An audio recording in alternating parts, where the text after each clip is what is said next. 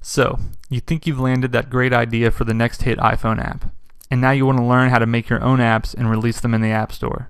So where do you start? To start learning, the only thing you need to buy, if you don't already have one, is an Apple computer running one of Apple's latest operating systems. That's any Mac with Apple's OS 10.6 or better. You don't need to pay extra for anything super powerful, and any computer that Apple currently sells, as well as most Macs up to a few years old, will work fine. There are also a couple things you don't need. To start learning app development, believe it or not, you actually don't need an iPhone, iPod Touch, or an iPad. Apple provides this simulator that you can run on your Mac to test your apps for small screens like the iPhone and large screens like the iPad. You also don't need to pay Apple $99 for one of their developer accounts. You can download the simulator I just showed you and all the other tools you need for development for free.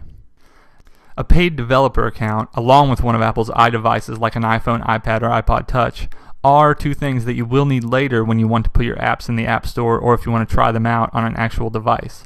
But they are definitely not necessary to learn how to create apps. If you want to learn how to make your own apps with the App Dojo lessons, you also don't need any programming experience.